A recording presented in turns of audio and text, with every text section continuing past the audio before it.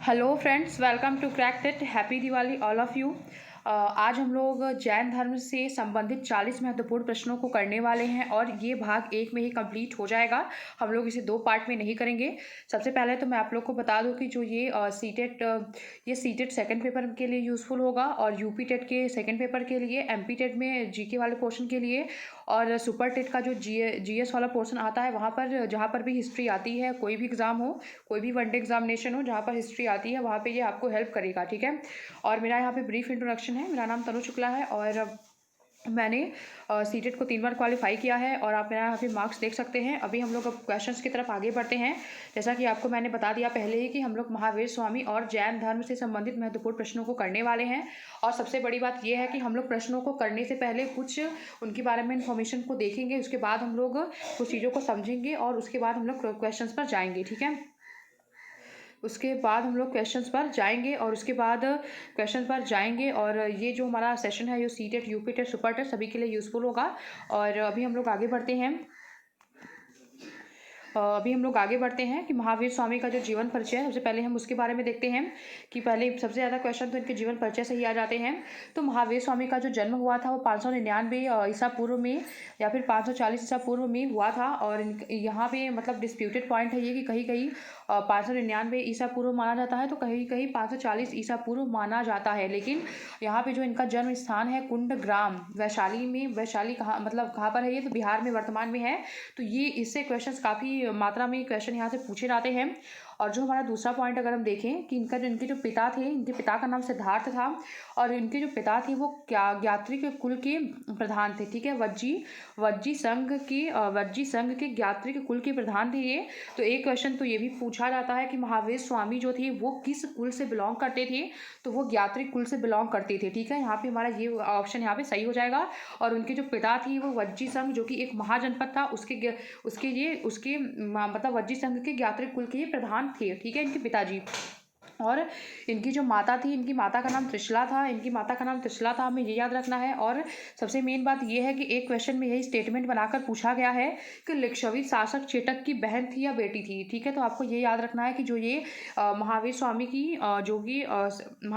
की जो माता थी त्रिशला, जो वो लिच्छवी शासक चेटक की बहन थी। ठीक है। और इनकी जो पत्नी का नाम था, पत्नी जो थी वो यशोदा थी और ये कुंडीय गोत्र की कन्या थी। ठीक है। कुंडीय गोत्र की ये कन्या थी। और इनकी जो पुत्री थी, इनकी पुत्री का नाम प्रिय दर्शना था। ठीक है। उसे अड़ुज्या के नाम से इनकी पुत्री को जानते हैं, प्रिय दर्शना या फिर अड़ुज्या। उसके बाद इनके दामाद का जो नाम था वो जमाली था। इनके दामाद का नाम जमाली था। और उसके बाद इन्होंने गृह त्याग जो है वो 30 वर्ष की अवस्था में इन्होंने अपना गृह त्याग किया था। 30 वर्ष की आयु में इन्होंने अपना गृह त्याग किया था और भाई नंदीवर्धन की आज्ञा से, ठीक है, नंदीवर्धन की आज्ञा से इन्होंने 30 वर्ष की उम्र में अपना गृह त्याग किया था। ठीक है। तो यहाँ पे हमारा ये पॉइंट सही हो गया। और यहाँ पे जो मखली पुत्र गोशाल जो है वो आजीवक संप्रदाय के संस्थापक थे। ठीक है। और इनके शिष्य थे महावीर स्वामी के जो शिष्य थे वो मखली पुत्र गोशाल। काफ़ी इंपॉर्टेंट क्वेश्चन है ये। और जो मतलब क्वेश्चन ये पूछा जाता है कि आजीवक संप्रदाय के संस्थापक कौन थे, तो वो मखली पुत्र गोशाल थे। ठीक है। मखली गोत्र गोशाल थे जो कि आजीवक संप्रदाय के संस्थापक माने जाते हैं और जो कि महावीर स्वामी के शिष्य थे। और उसके बाद इनको जो ज्ञान की प्राप्ति हुई थी वो 12 महावीर स्वामी को ज्ञान की जो प्राप्ति हुई थी, ज्ञान की प्राप्ति को कैवल्य कहते हैं। ठीक है। जैन धर्म में ज्ञान की प्राप्ति को कैवल्य के नाम से जाना जाता है। और जो महावीर स्वामी थे इन्होंने 12 वर्ष की तपस्या की थी, तब उन्हें कैवल्य की प्राप्ति हुई थी।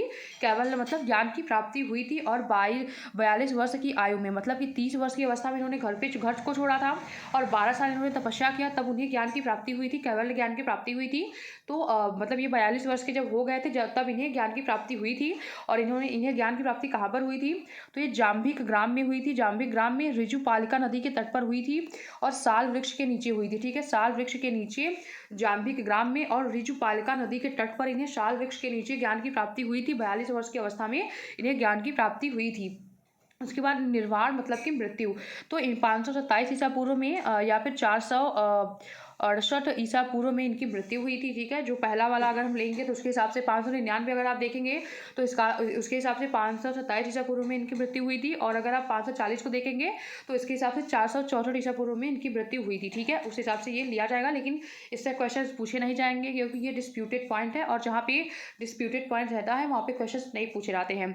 और उसके बाद इनकी जो मृत्यु हुई थी वो उनका स्थान याद रखना है। इनकी जो मृत्यु हुई थी वो पावापुरी में हुई थी। ठीक है, जैसे कि जैसे कि महात्मा बुद्ध की जो मृत्यु हुई थी वो कहाँ पर हुई थी, तो वो कुशीनगर में हुई थी। और इनकी जो महावीर स्वामी की जो मृत्यु है वो पावापुरी में हुई थी। और पावापुरी कहाँ पे है, वर्तमान राजगीर के समीप है। ठीक है, और जो पावापुरी में मल्ल राजा सुस्तपाल के यहाँ हुई थी। तो इतना नहीं पूछा जाएगा कि किसके घर पे हुई थी, लेकिन जगह पूछा जाता है कि इनका जो जन्म है वो कुंडग्राम वैशाली में हुआ था, इनकी जो मृत्यु है वो पावापुरी में हुई थी। ठीक है, तो इतना हमारा पॉइंट इनके बारे में क्लियर हो गया। और अब हम लोग आगे बढ़ते हैं कि जैन धर्म की जो प्रमुख शिक्षाएं थी, ठीक है, प्रमुख शिक्षाएं थी उनको हम लोग देख लेते हैं। इससे काफ़ी time question as it is पूछे जाते हैं। जैसे कि पंच महाव्रत जो है वो किस धर्म से जुड़ा हुआ है, तो वो जैन धर्म से जुड़ा हुआ है।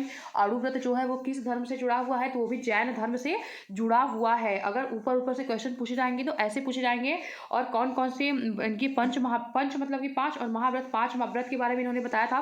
तो क्या क्या था, सत्य था, अहिंसा था, सत्य था, अहिंसा था, और अपरिग्रह हो गया, अस्तेय हो गया, और ब्रह्मचर्य हो गया। कभी कभी दिया जाएगा कि पंच महाव्रत में इसमें से कौन सा शामिल है या कौन सा शामिल नहीं है। ठीक है, कभी क्वेश्चन ऐसे पूछे जाएंगे, और या फिर कभी ऐसे मिलाने के लिए दिया जाएगा। अहिंसा को मतलब सूची 1 का सूची 2 से मिलान करने के लिए दिया जाएगा, जैसे यहाँ पे लिखा गया है उस तरीके से वैसे क्वेश्चन भी बन सकते हैं। ठीक है, तो हमें या फिर कभी कभी क्वेश्चन ऐसे बन जाते हैं कि अस्तेय का मतलब क्या होता है, अपरिग्रह का मतलब क्या होता है जैन धर्म के अकॉर्डिंग। तो ऐसे भी क्वेश्चन कई बार बनते हैं।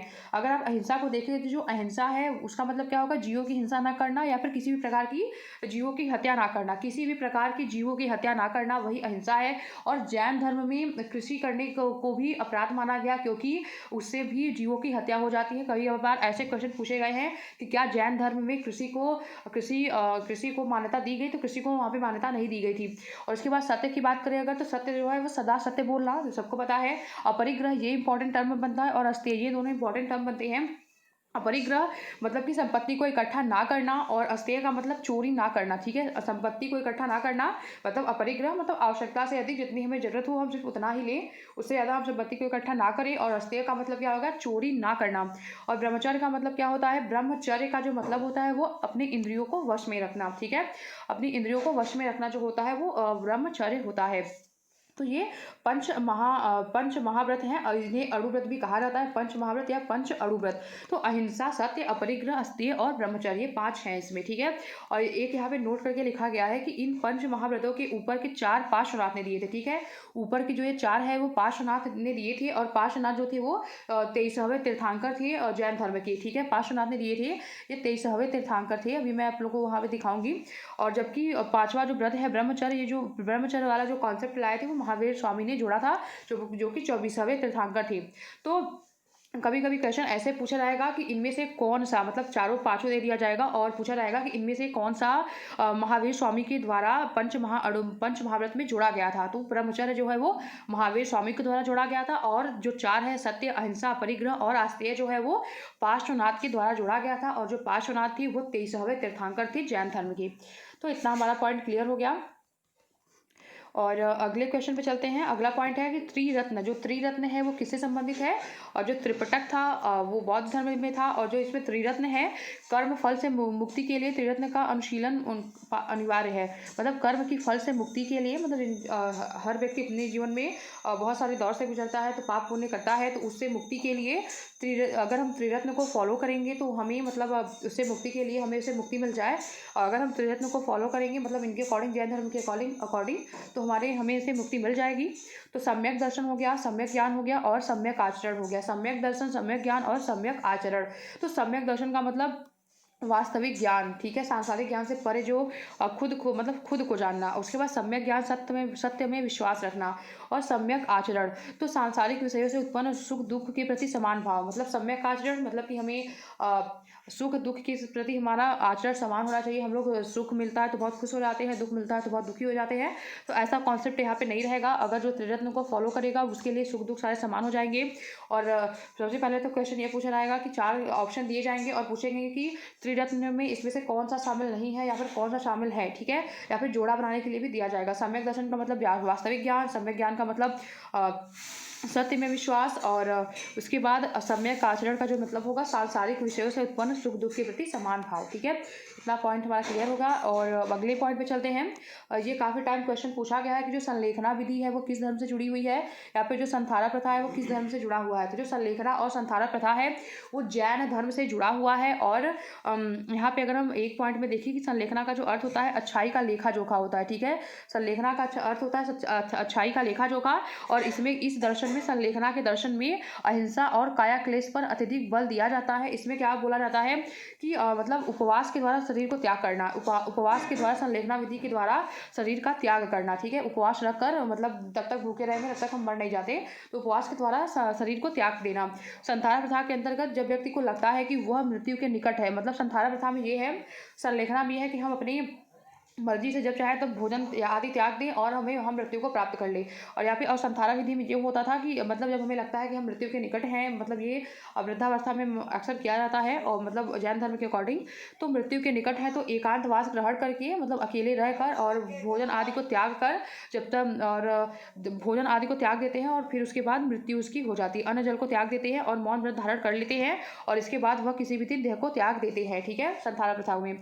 और जो संथारा प्रथा है इस पर 2015 में राजस्थान हाई कोर्ट ने बैन लगा दिया था, ठीक है। इसे आत्महत्या की श्रेणी में रखा गया था।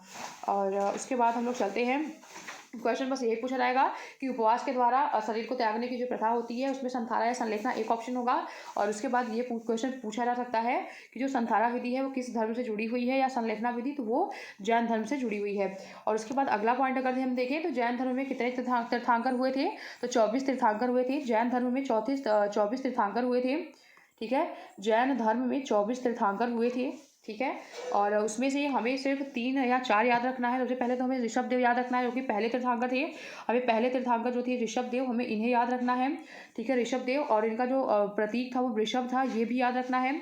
और ऋषभ देव को ही आदिनाथ कहते थे। और उसके बाद जो हमारा यहाँ से अगर हम देखें तो जो पार्श्वनाथ जो है वो 23वें थे, जिनका की प्रतीक चिन्ह सर्प फड़ था, और मतलब सांप का फन था। और जो महावीर जो कि 24वें तीर्थांकर थे, ये तो बहुत ज़्यादा इंपॉर्टेंट है, इनका जो प्रतीक था वो सिंह था। तो हमें ये सिर्फ 3 ही याद रखना है अगर हम किसी छोटे एग्जाम के लिए प्रिपेयर कर रहे हैं, मतलब 1 डे एग्जामिनेशन के लिए, जहाँ पर जनरल अवेयरनेस के रूप में यहाँ पे हिस्ट्री वगैरह आती है और पीसीएस वगैरह में हमें सारा याद रखना पड़ता है, लेकिन यहाँ पे नहीं याद रखना पड़ेगा उतना। तो पहला जो है वो ऋषभ देव आदिनाथ, और जिसको पढ़ना होगा वो पूरा पढ़ लेगा एक बार। और उसके बाद उनका जो प्रतीक है वो वृषभ है, और जो पार्श्वनाथ जो इनका प्रतीक है वो सांप का फन था। और महावीर जो कि 24वें तीर्थांकर थे, हमें इनका जो प्रतीक था वो सिंह था, ठीक है। पहले 23वें और 24वें, यही 3 हमें याद रखना है क्योंकि यही 3 ज़्यादा फेमस हुए थे। और अब जैन धर्म के क्या क्या सिद्धांत थे, क्योंकि कई बार सिद्धांत से भी क्वेश्चन पूछे जाते हैं।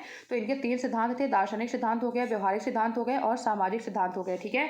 और जो दार्शनिक सिद्धांत में अनिश्वरवाद, मतलब ये ईश्वर में विश्वास नहीं करते थे। जैन धर्म के जो लोग थे वो ईश्वर में विश्वास नहीं करते थे। और कर्मवाद, कर्म के फल में विश्वास रखते थे ये, मतलब कर्म को ही सर्वश्रेष्ठ मानते थे। और आत्मवाद, मतलब कि आत्मा को भी मानते थे ये लोग। और निर्वाण की प्राप्ति, मतलब कि निर्वाण मतलब मृत्यु। और उसके बाद पुनर्जन्म में भी ये बिलीव करते थे। हम लोगों ने देखा बौद्ध धर्म भी पुनर्जन्म में बिलीव करता था, और जैन धर्म भी जो है वो पुनर्जन्म में बिलीव करता था, ठीक है। तो यहाँ पे इतना पॉइंट हमारा सही होगा। अनिश्वरवाद हो गया, कर्मवाद हो गया, और आत्मावाद हो गया, और निर्वाण हो गया, और पुनर्जन्म हो गया। और उसके बाद यहाँ पे हम देखें अगर तो व्यवहारिक सिद्धांत जो था, जो व्यवहारिक सिद्धांत अगर हम देखें तो अगर हम व्यवहारिक सिद्धांत को देखें तो जो हमारा व्यवहारिक सिद्धांत था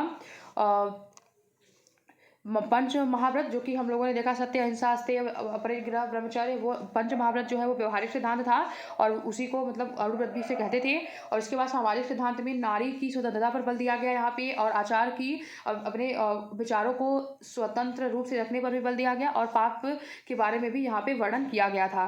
तो जैन धर्म में 18 पापों की कल्पना की गई थी। जैन धर्म में 18 पापों की कल्पना की गई है। तो ये सब हमें याद नहीं रखना है, हमें सिर्फ इतना याद रखना है कि जो जैन धर्म है वो पुनर्जन्म में बिलीव करते थे और ईश्वर को नहीं मानते थे, और कर्म में भी बिलीव करते थे, आत्मा को मानते थे, और मोक्ष की प्राप्ति में भी बिलीव करते थे। और ये पंच महाव्रत और अणुव्रत जैन धर्म के व्यवहारिक सिद्धांत है। और नारी की स्वतंत्रता और अपने विचारों और आचरण की स्वतंत्रता पर भी यहाँ पे बल दिया गया, और पाप के बारे में भी यहाँ पे बात की गई थी। ठीक है, और उसके बाद हम अगले पॉइंट पे चले कि जो जैन संगीतियाँ हुई थी वो 2 जैन संगीतियाँ हुई थी। बौद्ध संगीतियाँ कितनी हुई थी? 4 हुई थी, और जो जैन संगीतियाँ हुई थी वो 2 हुई थी। ठीक है, हमें ये क्लियर करके रखना है कि जो जैन संगीतियाँ हुई थी वो कितनी हुई थी? तो वो जैन संगीतियाँ 2 हुई थी और बौद्ध संगीतियाँ 4 हुई थी। मैंने आपको वहाँ पे याद भी करवाया था, क्योंकि वहाँ से क्वेश्चन मैक्सिमम टाइम पूछे जाते हैं। और यहाँ से क्वेश्चन क्या बनेगा कि जो पहली जैन संगीति कितनी हुई थी? तो 2 हुई थी, 2 जैन संगीति हुई थी, पहला और दूसरा। ठीक है, पहला जो हुआ था वो 322 ईसा पूर्व में हुआ था। ये डिस्प्यूटेड है, इसलिए इसका समय नहीं पूछा जाएगा। और यहाँ पे जो दूसरा हुआ था 513 या 526 में हुआ था, तो इसको याद रखना ही नहीं है, क्योंकि डिस्प्यूटेड है, तो इसको पूछा ही नहीं जाएगा। बस ये पूछा जाएगा कितनी हुई थी, तो 2 हुई थी। और उसके बाद अगर हम स्थान को देखें तो जैन धर्म की जो स्थान है, मतलब जो जैन संगीति, जो पहली जैन संगीति हुई थी उसका जो स्थान है वो पाटलिपुत्र में हुआ था। पहला जो है वो पाटलिपुत्र में हुआ था, और जो पाटलिपुत्र बिहार में हुआ था, और जो दूसरा हुआ था वो वल्लभी गुजरात में हुआ था। तो इसको याद रखने में बहुत प्रॉब्लम होगी नहीं, क्योंकि ये 2 ही हुए थे। पहला जो है पाटलिपुत्र बिहार में हुआ था, और जो दूसरा हुआ था वो वल्लभी गुजरात में हुआ था। उसके बाद अगर हम अध्यक्ष को देखें तो अध्यक्ष जो है वो पहले वाले अध्यक्ष ज़्यादा इंपॉर्टेंट है।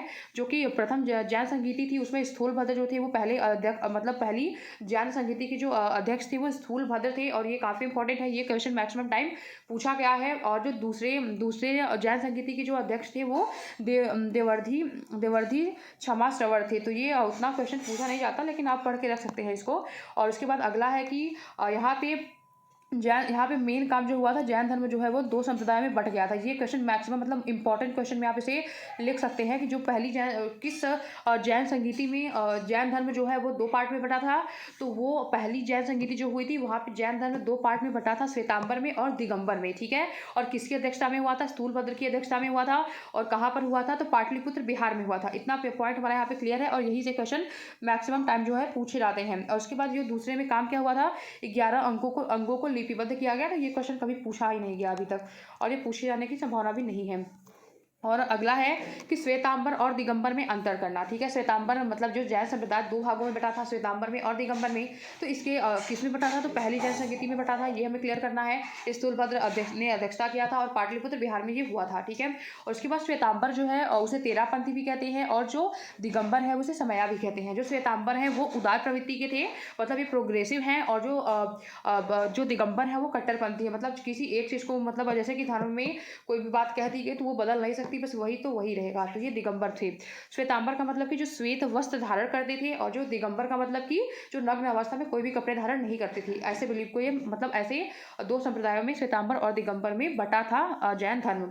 तो ये जो श्वेतांबर थे वो मोक्ष प्राप्ति के लिए वस्त्र त्यागना आवश्यक इनके लिए नहीं था, और जबकि जो दिगंबर थे इनके लिए मोक्ष प्राप्ति के लिए वस्त्र को त्याग देना आवश्यक था। ठीक है, तो इसमें मेन अंतर यही था। और दूसरा ये था कि जो श्वेतांबर थे इसमें स्त्रियां निर्वाण की अधिकारी थी। श्वेतांबर और दिगंबर में अंतर में एक ये था कि जो श्वेतांबर में स्त्रियां जो थी वो निर्वाण की अधिकारी थी, मतलब स्त्रियों को भी स्थान यहाँ पे दिया गया, और दिगंबर में स्त्रियों को स्थान नहीं दिया गया। स्त्रियों का निर्वाण संभव नहीं है। और जो श्वेतांबर था उसमें कैवल्य प्राप्ति के बाद भी लोगों को भोजन की आवश्यकता पड़ती थी, और जबकि दिगंबर में क्या था, कैवल्य प्राप्ति के बाद भोजन की आवश्यकता ही नहीं पड़ती थी। तो यहाँ पे ये 3 मेजर अंतर हैं। और मेन एक बात यह है कि जो ये श्वेतांबर थे वो उदार प्रवृत्ति वाले थे, और धार्मिक नियमों में परिस्थिति के अनुसार परिवर्तन के पक्षधर थे, मतलब कि प्रोग्रेसिव थे। और उसके बाद समय काल परिस्थिति के अकॉर्डिंग ये चेंज हो सकता था। और जो दिगंबर वाले हैं, ये कट्टरपंथी जैनियों का संप्रदाय था, और इस संप्रदाय के अनुयायी जैन धर्म के नियमों का पालन बहुत कठोरता से करते थे। ये कट्टरपंथी थे और बहुत कठोरता से इनका पालन भी किया जाता था। ठीक है, तो अब हम लोग अपने प्रश्नों पर पहुंच चुके हैं, और आज का हमारा जो पहला प्रश्न है वो है, जैन परंपरा के अनुसार जैन धर्म में कुल कितने तीर्थंकर हुए थे? तो कुल कितने तीर्थंकर हुए थे? मैंने आपको बताया था कुल 24 तीर्थंकर हुए थे। पहले जो थे वो आदिनाथ ऋषभ देव थे, और जो लास्ट थे वो महावीर स्वामी 24वें तीर्थंकर थे, और 23वें जो थे वो पार्श्वनाथ थे। हमें ये 3 बस याद रखना है। और हमारा दूसरा क्वेश्चन है, हमारा जो दूसरा क्वेश्चन है अभी का, महावीर का जन्म किस श्रेणी किस क्षत्रिय गोत्र में हुआ था? किस क्षत्रिय गोत्र में हुआ था? शाक्य में हुआ था, तो शाक्य में बुद्ध का जन्म हुआ था, इनका नहीं हुआ था।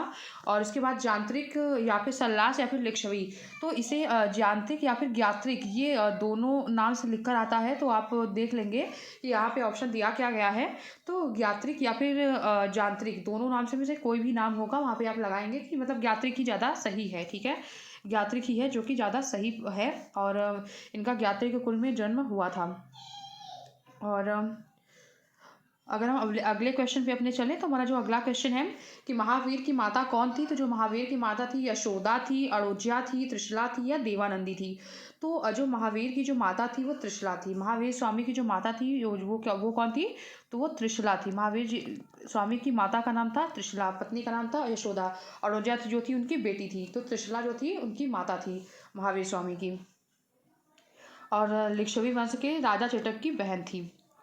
और अगला है कि महावीर की मृत्यु कहाँ पर हुई थी? श्रवणबेलगोला में, लुम्बिनी में, गुमलय में या फिर पावापुरी में? तो महावीर स्वामी की जो मृत्यु हुई थी वो पावापुरी में हुई थी। डी ऑप्शन हमारा यहाँ पे सही हो जाएगा। यहाँ पे हमारा डी ऑप्शन जो है वो सही हो जाएगा। और हमारा अगला है कि जैनियों के पहले तीर्थंकर कौन थे? तो जो जैनियों के पहले तीर्थंकर थे वो कौन थे? अरिष्टनेमी थे, पार्श्वनाथ थे, अजीतनाथ थे या फिर ऋषभदेव थे? तो जो जैनियों के पहले तीर्थंकर थे वो कौन थे? तो जो जैनियों के पहले तीर्थंकर थे वो ऋषभदेव थे। और यहाँ पे आदिनाथ भी लिखकर आ सकता है, तो यहाँ पे हमारा ये ऑप्शन सही है। और अगला है कि बौद्ध धर्म और जैन धर्म दोनों के उपदेश किसके शासनकाल में दिए गए थे? तो राजा जो बिंबिसार थे, जो कि मगध के राजा थे, और इनके शासनकाल में बौद्ध धर्म और जैन धर्म दोनों के उपदेश दिए गए थे। अगला क्वेश्चन है कि महावीर का मूल नाम क्या था? सिद्धार्थ था, गौतम था, वर्धमान था या इनमें से कोई नहीं था? तो महावीर स्वामी का जो मूल नाम था वो वर्धमान था, और जो गौतम बुद्ध का मूल नाम था वो सिद्धार्थ था। महावीर स्वामी के जो पिता का नाम था वो भी सिद्धार्थ ही था। तो महावीर का जो नाम था वो क्या था? तो वो वर्धमान था। और अगला है कि जैन परंपरा के अनुसार महावीर कौन से नंबर के तीर्थंकर थे? पहले थे, इनका जो नंबर पूछ रहा है यहाँ पे, पहले थे, 10वें थे, 18वें थे या 24वें थे? तो जो जैन परंपरा के अनुसार महावीर स्वामी जो थे वो 24वें तीर्थंकर थे, 24वें तीर्थंकर थे, ठीक है। और इनका जो मतलब प्रतीक था वो सिंह था। और अब अगले क्वेश्चन पे चलें, तो हमारा अगला क्वेश्चन है कि जैन धर्म का आधारभूत बिंदु क्या है? तो जो जैन धर्म का आधारभूत बिंदु है वो कर्म है, निष्ठा है, अहिंसा है या फिर वैराग्य है? तो जैन धर्म का जो आधारभूत बिंदु है वो अहिंसा है, ठीक है, अहिंसा था। यहाँ पे हमारा सी ऑप्शन जो है वो सही हो जाएगा। और अगला है कि जैन जियो और जीने दो किसने कहा था? तो ये महावीर स्वामी ने कहा था, गौतम बुद्ध ने कहा था, महात्मा गांधी ने कहा था या विनोबा भावे ने कहा था? तो जियो और जीने दो का जो सिद्धांत है वो महावीर स्वामी ने मतलब कहा था इसे। और अगला है कि तीर्थंकरों के क्रम में अंतिम कौन थे? तो ऋषभदेव थे, पार्श्वनाथ थे, मणिसुव्रत थे या फिर महावीर थे? तो ऋषभदेव थे वो पहले थे, और पार्श्वनाथ जो थे वो 23वें थे, और जो महावीर स्वामी थे जो कि 24वें थे और अंतिम थे, ठीक है। यहाँ पे हमारा डी ऑप्शन जो है वो सही हो जाएगा। और अब हम अगले क्वेश्चन पे अगर चलें तो अपने अगले क्वेश्चन को देखते हैं कि जैन धर्म में पूर्ण ज्ञान के लिए क्या शब्द यूज हुआ था? जिन हुआ था, रत्न हुआ था, कैवल्य हुआ था या फिर निर्वाण हुआ था? तो जो जैन धर्म में पूर्ण ज्ञान के लिए कैवल्य शब्द का प्रयोग किया गया था, और महावीर स्वामी को 42 वर्ष की अवस्था में कैवल्य ज्ञान की प्राप्ति हुई थी। इन्होंने 12 साल तपस्या किया था। और महावीर स्वामी का जो जन्म हुआ था वो कहाँ पर हुआ था? कुंडग्राम में, पाटलिपुत्र में, मगध में या वैशाली में? तो महावीर स्वामी का जो जन्म हुआ था वो कुंडग्राम में हुआ था, और ये वैशाली में स्थित है, ठीक है। तो कुंडग्राम जो है वो वैशाली में है। और अगला क्वेश्चन है कि निम्नलिखित में से कौन सी बात बौद्ध धर्म और जैन धर्म में समान नहीं है? बौद्ध में और जैन में समान नहीं है। अहिंसा दोनों लोग मानते थे, वेदों के प्रति बिलीव नहीं था इन लोगों का, उदासीनता थी, तो ये दोनों में ही थी। आत्मदमन, जो आत्मदमन है, जो खुद को मुझे मारने का जो कॉन्सेप्ट था, मतलब कि जो संथारा और संलेखना था, वो सिर्फ जैन धर्म में था, ये बौद्ध धर्म में नहीं था। तो यहाँ पे हमारा सी ऑप्शन जो है वो सही होगा। रीति रिवाज की अस्वीकृति, और स्वीकृति नहीं, अस्वीकृति, तो यहाँ पे अस्वीकृति, तीनों को बात दोनों में कॉमन थी, लेकिन आत्मदमन की जो कॉन्सेप्ट था वो बौद्ध धर्म में नहीं था। और आजीवक संप्रदाय के संस्थापक कौन है, संपादक कौन है? उपाली थे, आनंद थे, स्थूलभद्र थे या फिर मोगलीपुत्र तिस थे? तो जो आजीवक संप्रदाय के जो संस्थापक थे वो मोगलीपुत्र तिस थे। यहाँ पे हमारा डी ऑप्शन जो है वो सही आंसर बनेगा। और अगला है कि निम्नलिखित में से कौन सा स्थल पार्श्वनाथ से संबंध होने के कारण जैन सिद्ध क्षेत्र माना जाता है। तो चंपा है, बाबा है, सम्मेद शिखर है या फिर जयंत है। तो जो सम्मेद शिखर है वो पार्श्वनाथ से संबंधित एक स्थल है। ठीक है, यहाँ पे हमारा सी है। और पार्श्वनाथ जो थे वो 23वें तीर्थंकर थे। और उसके बाद जैन समुदाय में प्रथम विभाजन के श्वेतांबर संप्रदाय के संपादक कौन थे। तो जो जैन समुदाय का जो प्रथम विभाजन हुआ था श्वेतांबर और दिगंबर में विभाजन हुआ था, और इसके संपादक कौन थे। तो इसके जो संपादक थे वो स्थूल भद्र थे। ठीक है, श्वेतांबर के संपादक स्थूल भद्र थे और दिगंबर के संपादक जो थे वो भद्र बाहु थे। ठीक है, भद्र बाहु थे। और यहाँ पे हमारा आंसर ए बनेगा। और अगला है कि प्रथम जैन महासभा का आयोजन कहाँ पर हुआ था। जो पहला जैन महासभा है, प्रथम जैन महासभा का जो आयोजन हुआ था वो कहाँ पर हुआ था। पाटलिपुत्र में, वल्लभी में, आबू में या पावा में। तो जो पहला जैन महासभा है उसका जो आयोजन हुआ था वो पाटलिपुत्र में हुआ था, पाटलिपुत्र बिहार में हुआ था। और जो सेकेंड वाला हुआ था वो वल्लभी गुजरात में हुआ था। ठीक है, और उसके बाद अगला क्वेश्चन है कि दूसरी जैन महासभा का आयोजन कहाँ पर हुआ था। तो वो वल्लभी में हुआ था, वल्लभी गुजरात में हुआ था दूसरी जैन महासभा का जो आयोजन था। और अगले क्वेश्चन पे अगर हम चले तो हमारा अगला क्वेश्चन है कि जैन साहित्य का संकलन किस भाषा और लिपि में किया गया है। तो संस्कृत व देवनागरी लिपि में, प्राकृत व अर्धमागधी में, पाली व पूर्णमागधी में, संस्कृत व ब्राह्मी में। तो प्राकृत व अर्धमागधी में जैन साहित्य का जो संकलन किया गया है प्राकृत और अर्धमागधी में किया गया है। यहाँ पे हमारा बी ऑप्शन जो है वो सही है। और अगला क्वेश्चन है कि वर्धमान महावीर की माता निम्नलिखित कथन पर विचार कीजिए। वर्धमान महावीर की माता लक्ष्मी नहीं, यहाँ पे लिच्छवी होगा। ठीक है, यहाँ लक्ष्मी नहीं होगा, यहाँ पे लिच्छवी नरेश, यहाँ पे मैं लिख दे रही हूँ। लिच्छवी नरेश चेटक की पुत्री थी, पुत्री नहीं, यहाँ पे मैंने आपको बताया था कि ये लिच्छवी नरेश चेटक की बहन थी। तो पहला ऑप्शन तो हमारा गलत हो गया कि वर्धमान महावीर की जो माता थी वो लिच्छवी नरेश चेटक की पुत्री नहीं थी बल्कि बहन थी। तो पहला ऑप्शन तो नहीं होगा, मतलब हमारा ए ऑप्शन गलत हो गया और डी ऑप्शन भी गलत हो गया क्योंकि ये लिच्छवी नरेश चेटक की बहन थी। और उसके बाद गौतम बुद्ध की माता कोलीय राजवंश की राजकुमारी थी। तो मैंने आपको बताया था ये गौतम बुद्ध वाला चैप्टर में, तो जो इनकी मम्मी थी गौतम बुद्ध की वो कोलीय राजवंश की राजकुमारी थी। तो ये बिल्कुल सही कथन है। और उसके बाद 23वें तीर्थंकर पार्श्वनाथ जो थे वो बनारस से बिलोंग करते थे। तो ये भी सही है। यहाँ पे हमारा सी ऑप्शन जो है हमारा आंसर बनेगा। ठीक है, ऐसे क्वेश्चन जो है मिक्स करके भी पूछा जा सकता है, जैन धर्म और बौद्ध धर्म दोनों को मिलाकर। ठीक है, और अगला है कि जैन धर्म के अनुसार कृषकों को जैन धर्म अपनाने से रोका गया। कथन ए है और कथन आर जो है मतलब रीजन जो है कृषि में कीटों व कीड़ों की हत्या होना शामिल है। तो कथन ए क्या कह रहा है कि जैन धर्म के अनुसार कृषकों को जैन धर्म अपनाने से रोका गया। ये बिल्कुल सही है क्योंकि जैन धर्म में मानते थे जैन धर्म में मानते थे कि जैन धर्म में मानते थे कि कृषि करने से जीवों की हत्या हो जाएगी, क्योंकि कृषि में कीटों और कीड़ों की हत्या होना शामिल है। तो यहाँ पे दोनों ही कथन सही है। और जो आर है वो एक ही सही व्याख्या कर रहा है। क्यों सही व्याख्या कर रहा है, क्योंकि अगर आप क्वेश्चन स्टेटमेंट को पढ़ेंगे कि जैन धर्म के अनुसार कृषकों को जैन धर्म अपनाने से रोका गया क्योंकि, अगर क्योंकि का आंसर बनता है तभी हमारा रीजन जो है वो मैक्सिमम टाइम में सही होता है। तो क्योंकि कृषि में कीटों और कीड़ों की हत्या होना शामिल था। तो यहाँ पे ए ऑप्शन सही होगा। ए है और आर दोनों सही हैं। आर जो है वो ए की सही व्याख्या करता है। और सी डेट में आजकल इस तरीके के क्वेश्चन पूछने के ट्रेंड काफ़ी चल गए हैं। और बौद्ध धर्म तथा जैन धर्म दोनों ही विश्वास करते थे कर्म और पुनर्जन्म के सिद्धांत में। मृत्यु के पश्चात ही मोक्ष संभव है। स्त्री और पुरुष दोनों ही मोक्ष प्राप्त कर सकते हैं और जीवन में मध्यम मार्ग श्रेष्ठ है। तो यहाँ पे हमारा ए ऑप्शन सही होगा। और सी ऑप्शन इसलिए सही नहीं होगा क्योंकि जो श्वेतांबर और दिगंबर के हम लोगों के बारे में हम लोगों ने पढ़ा, तो जो श्वेतांबर था वो स्त्रियों के बारे में मतलब के निर्वाण प्राप्ति में के मोक्ष की प्राप्ति में बिलीव करते थे, लेकिन जो दिगंबर थे वो स्त्रियों के निर्वाण प्राप्ति में विश्वास नहीं करते थे। तो इसलिए हमारा सी ऑप्शन नहीं सही होगा। हमारा ए ऑप्शन जो है वो सही होगा कि बौद्ध धर्म भी कर्म में विश्वास करते थे और जैन धर्म भी कर्म में विश्वास करते थे। बौद्ध भी पुनर्जन्म में विश्वास करते थे और जैन भी पुनर्जन्म में विश्वास करते थे। तो यहाँ पे हमारा ये ऑप्शन जो है वो सही होगा। और अगला है कि जैन धर्म श्वेतांबर और दिगंबर संप्रदाय में कब विभाजित हुआ था। तो चंद्रगुप्त मौर्य के समय में यहाँ पे हमारा ऑप्शन ए है, जो कि मौर्य वंश के मतलब संस्थापक थे चंद्रगुप्त मौर्य। उनके शासनकाल में श्वेतांबर और दिगंबर में जैन धर्म जो है वो विभाजित हुआ था। और जो चंद्रगुप्त मौर्य थे वो उनकी जो मृत्यु हुई थी वो संथारा विधि से ही हुई थी। अभी हम लोग इसके बाद जैन धर्म का ही चैप्टर करने वाले हैं। अरे मतलब कि मौर्य वंश का ही चैप्टर करने वाले हैं। निम्नलिखित में से कौन से धर्म पुनर्जन्म में विश्वास करते हैं? हिंदू धर्म भी विश्वास करता था, सही है ये। बौद्ध भी करते थे और जैन भी करते थे। तो यहाँ पे हमारा ए, बी और सी, यहाँ पे हमारा ए ऑप्शन जो है वो सही आंसर बनेगा। और हमारा अगला क्वेश्चन है कि ऋग्वेद में किन दो जैन तीर्थंकरों का उल्लेख मिलता है?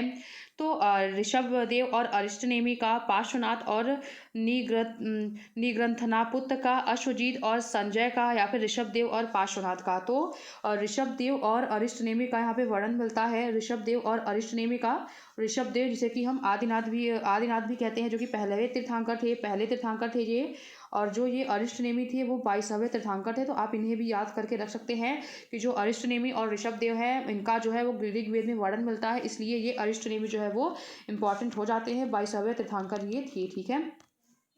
और अगला है कि महावीर स्वामी ने जैन धर्म संघ की स्थापना कहाँ पर किया था? कुंडग्राम में, कुंडाग्राम नहीं होगा यहाँ पे, कुंडग्राम होगा, ठीक है। यहाँ पे कुंडग्राम में, या फिर पावा में, या फिर वैशाली में, या फिर वाराणसी में। तो महावीर ने जैन संघ की जो स्थापना है वो पावापुरी में किया था। यहाँ पे बी ऑप्शन हमारा सही होगा। और अगला है कि महावीर की मृत्यु के बाद जैन संघ का अगला अध्यक्ष कौन हुआ था? तो अगला जो अध्यक्ष हुए थे वो सुधर्मन हुए थे, ठीक है। यहाँ पे जो अगले अध्यक्ष हुए थे वो सुधर्मन हुए थे। तो ये उतना इम्पोर्टेंट क्वेश्चन है नहीं। और अगला है कि अणुव्रत शब्द किस धर्म से जुड़ा हुआ है? तो जो अणुव्रत है वो जैन धर्म से जुड़ा हुआ एक शब्द है, ठीक है। ये क्वेश्चन अगर ऊपर ऊपर से पूछे जाएंगे तो ऐसे ही क्वेश्चन पूछे जाएंगे। और अगला है कि जैन ग्रंथ कल्पसूत्र के रचयिता कौन थे? तो जो कल्पसूत्र हैं उनके रचयिता जो थे वो भद्रबाहु थे। तो ये काफ़ी इंपॉर्टेंट किताब है जो कि जैन धर्म से जुड़ा हुआ है। कभी पूछा जाएगा कि इनमें से कौन सा जो किताब है वो जैन धर्म से जुड़ा हुआ है, या फिर जो किताब है उसका नाम भी, मतलब उसके राइटर का नाम भी पूछा जा सकता है, ठीक है। तो आपको ये दोनों ही याद रखना है। कल्पसूत्र जो है वो भद्रबाहु ने लिखा था, जो कि दिगंबर संप्रदाय के जनक भी थे जैन धर्म के, और उसको मानते थे। और परिशिष्ट पर्व ने भी एक किताब है, परिशिष्ट पर्व एक किताब है जो कि जैन धर्म से संबंधित रचना है। के रचयिता कौन थे? तो इसके जो रचयिता थे परिशिष्ट पर्व के, वो हेमचंद्र थे, ठीक है। इसके जो रचयिता थे वो कौन थे? तो वो हेमचंद्र थे, ठीक है। परिशिष्ट पर्वन के रचयिता हेमचंद्र थे। और ये क्लियर करना है कि जो परिशिष्ट पर्व है वो किस धर्म से जुड़ा हुआ है? तो वो जैन धर्म से संबंधित एक रचना है। और किस जैन रचना में 16 महाजनपदों का उल्लेख मिलता है? तो 16 महाजनपदों का जो उल्लेख मिलता है वो जैन धर्म के भगवती सूत्र में मिलता है और बौद्ध धर्म के अंगुत्तर निकाय में मिलता है। दोनों हमें याद रखना है कि जैन धर्म से भगवती सूत्र जुड़ा हुआ है और उसमें 16 महाजनपद के बारे में बताया गया था। और उसके बाद जैन तीर्थंकर पार्श्वनाथ के द्वारा प्रतिपादित 4 महाव्रतों में महावीर स्वामी ने 5वें महाव्रत के रूप में क्या जोड़ा था? अहिंसा, जिसे कि पार्श्वनाथ ने ही जोड़ा था, मतलब लिया था, अस्तेय को भी और अपरिग्रह को भी। और लेकिन जो ब्रह्मचर्य था जिसे कि महावीर स्वामी के द्वारा जोड़ा गया था 5वें महाव्रत के रूप में, ठीक है।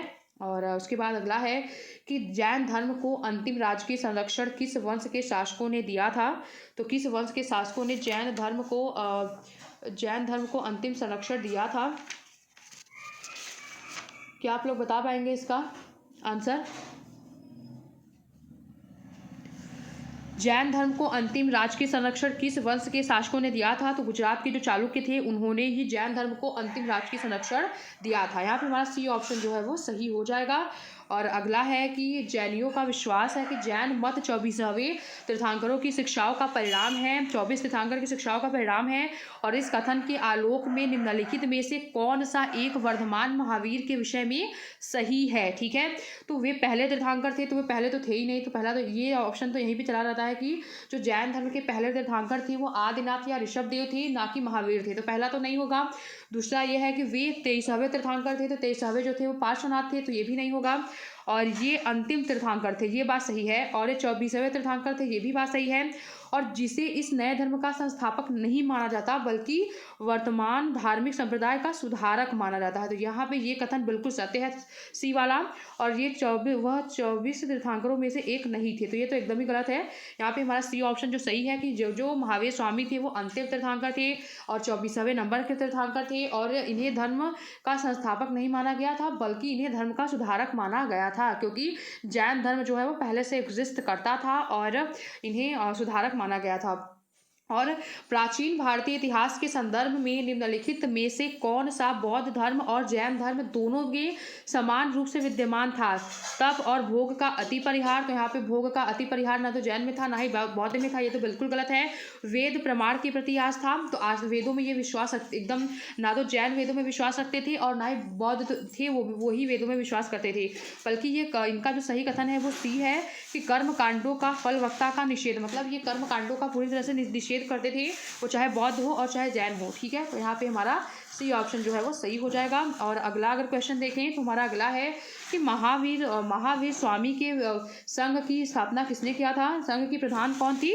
तो जो चंदना थी वो महावीर स्वामी के संघ की प्रधान थी। ठीक है, चंदना थी। और उसके बाद अगला है कि यहाँ पे हमें मिलान करना है। ऐसे क्वेश्चन जो है काफ़ी टाइम पूछे जाते हैं। केवलीन का मतलब क्या होगा? केवलीन मतलब कि कैवल्य, वही कैवल्य, कैवल्य का मतलब पूर्ण ज्ञान, तो केवलीन मतलब पूर्ण ज्ञानी। जो महावीर स्वामी थे उन्हें कैवल्य ज्ञान की जब प्राप्ति हो गई थी तो उसके बाद उनके ये 4 नाम पड़े थे। केवलीन का मतलब पूर्ण ज्ञानी, और जिन भी इन्हें कहा गया, जिन का मतलब कि इंद्रियों को जीतने वाला, और महावीर मतलब कि अपरिमित पराक्रमी, और निर्ग्रंथ भी इन्हें कहा गया, तो इसका मतलब होता है बंधन रहित। तो हमारा सभी मिलान एकदम सही है, पहला का पहले में, दूसरा का दूसरे में, तीसरा का तीसरे में, चौथा का चौथे में। ठीक है, तो ऐसे भी क्वेश्चन कई बार पूछे जाते हैं, एक क्वेश्चन में 4 क्वेश्चन करके।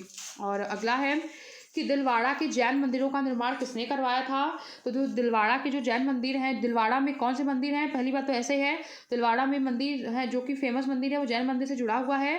और उसके बाद चालुक्य और सोलंकियों ने दिलवाड़ा के जैन मंदिर का निर्माण करवाया था। तो यहाँ पे सी ऑप्शन हमारा बिल्कुल सही हो जाएगा। और आज का हमारा जो लास्ट क्वेश्चन है, और तो हम उसके आंसर को देखते हैं कि महान धार्मिक घटना महामस्तकाभिषेक। ठीक है, हम लोगों ने कल जब देखा था, जब हम लोगों ने बौद्ध धर्म में देखा था, तो वहाँ पे महापरिनिर्वाण हो गया, धर्मचक्र प्रवर्तन हो गया, महाविनिष्क्रमण हो गए, 3 घटना वहाँ पे थी। लेकिन यहाँ पे जैन धर्म में सिर्फ एक घटना है, महामस्तकाभिषेक। ठीक है, महामस्तकाभिषेक एक धार्मिक घटना थी जैन धर्म से संबंधित। तो पहले क्वेश्चन तो ऐसे पूछ सकते हैं कि जो महामस्तकाभिषेक था वो किस धर्म से जुड़ा हुआ है? तो वो जैन धर्म से जुड़ा हुआ है, और ये एक धार्मिक घटना थी।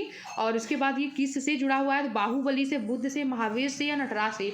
तो ये महावीर से जुड़ा हुआ नहीं है, बल्कि ये जैन धर्म के बाहुबली से जुड़ा हुआ है। ठीक है, यहाँ पे हमारा ए ऑप्शन जो है वो सही आंसर बनेगा। ठीक है, आज हम लोगों के लिए इतना ही करते हैं। हम लोगों ने 40 क्वेश्चन अपने कंप्लीट कर लिए हैं, और ऐसे ही हम लोग मौर्य वंश का हो गया, गुप्त वंश का हो गया, वर्धन वंश का हो गया, फिर दिल्ली सल्तनत हो गया, और मुगल वंश हो गया। ऐसे हम लोग आगे बढ़ते जाएंगे, और हमारा जो है हिस्ट्री का टॉपिक ऐसे ही कंटिन्यू चलता रहेगा, लेकिन हम क्वेश्चंस के ही फॉर्म में करेंगे, और छोटे छोटे कॉन्सेप्ट और जो फैक्ट है वो भी मैं आपको शुरू में बताते चलूंगी। ठीक है, और कहानी मैं क्वेश्चन के माध्यम से ही आपको बताऊंगी। ठीक है, अगर आप लोगों को चैनल के कंटेंट पसंद आ रहे हो तो आप हमारे वीडियोस को लाइक करें, चैनल को सब्सक्राइब करें, और बेल आइकन को प्रेस करें, ताकि ज़्यादा से ज़्यादा लोग जुड़ सकें, और डेली 9 बजे आप लोग लाइव आके हमारे वीडियोज़ को देख सकते हैं। ठीक है, थैंक यू सो मच।